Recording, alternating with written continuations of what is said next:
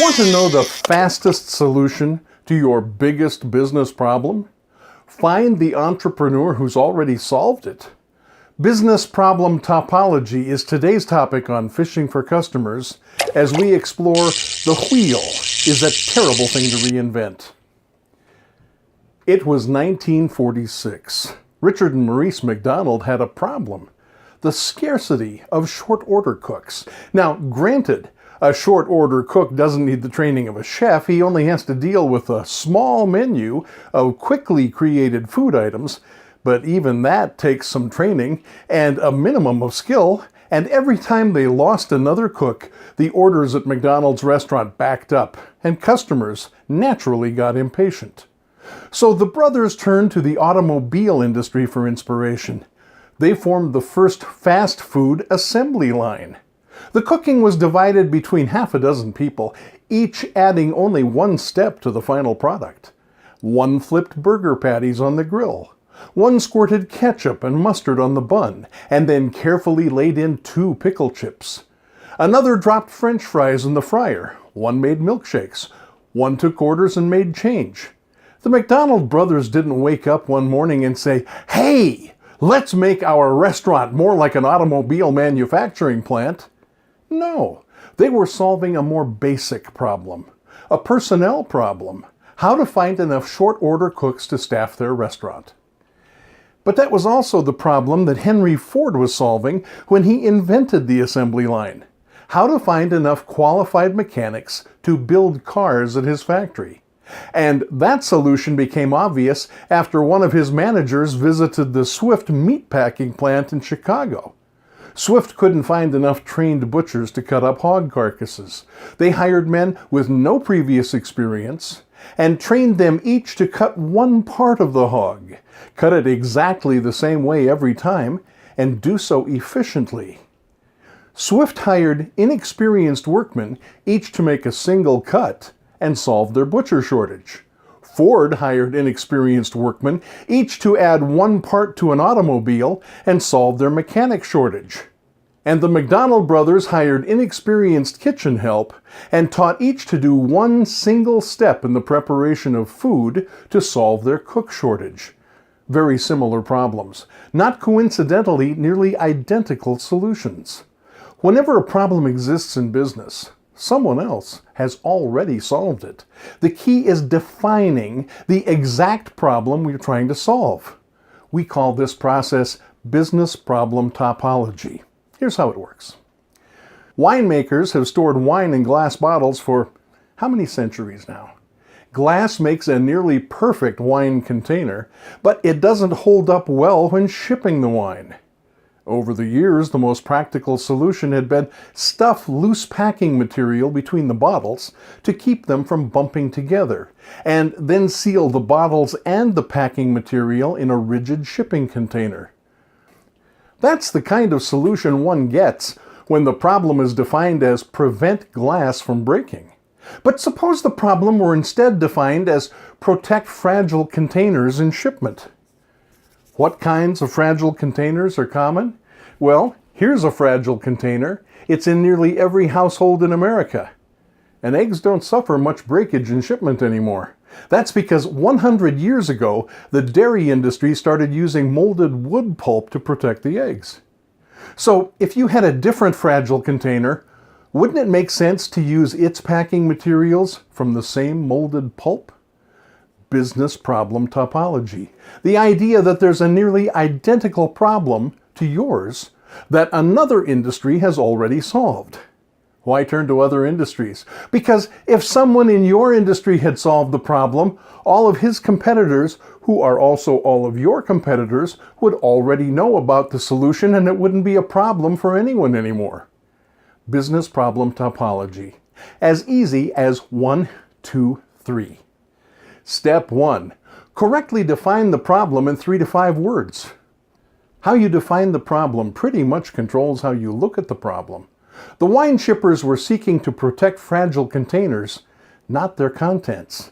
The McDonald brothers were attempting to train short-order cooks, not assemble sandwiches in under 40 seconds. Step 2. Find someone in another industry who's already solved that same basic problem. Real innovative solutions, the kind that put you an order of magnitude ahead, always come from a completely different mindset. And that requires a different industry. Step 3. Modify the innovation as necessary and implement it. And for goodness sake, abandon the language of "not invented here." Stop saying, "that'll never work," or "my clients won't do that." Yes, it will.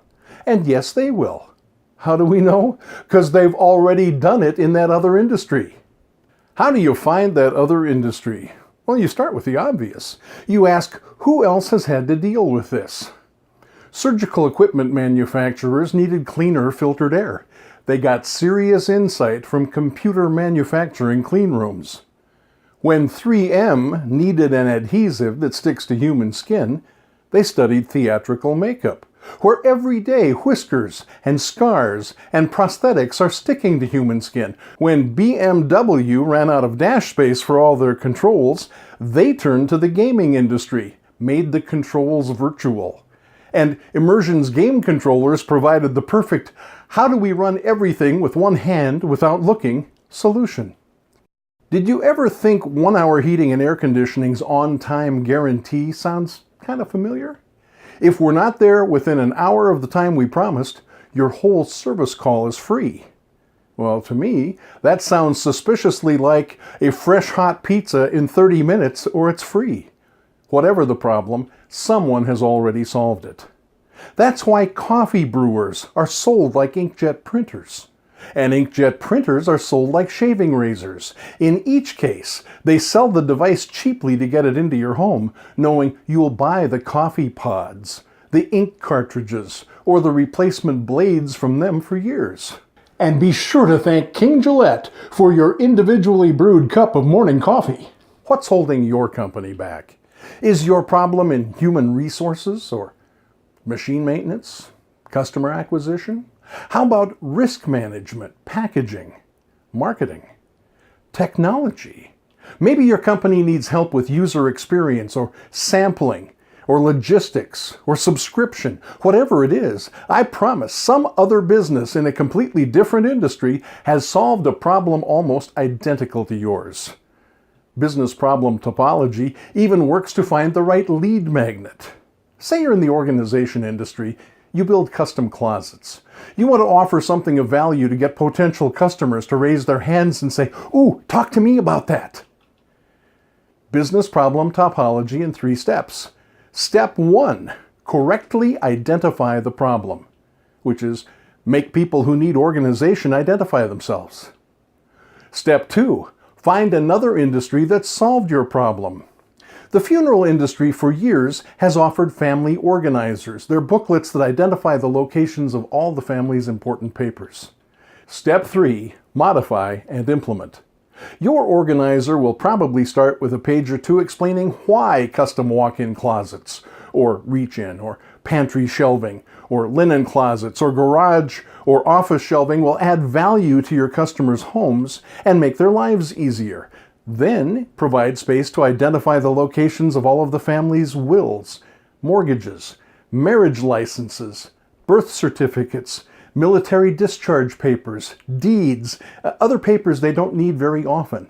1, 2, 3. It really is that easy. I made a download available that details the kind of documents to include in your organizer. Click the link, download the document, and see how you can modify it for your company's use. It's impressive, isn't it? Business Problem Topology can even help you find a great bait piece. And the right bait is critical when you're fishing for customers. I'm your Fishing for Customers guide, Chuck McKay. What's the biggest marketing or sales problem you're up against right now? Send it to chuckmckay@fishingforcustomers.com and let's talk about it. Even if your question doesn't get used in one of these videos, I'll follow up with everyone who gets in touch. It only seems fair. If you've taken the time to ask, you get an answer in return.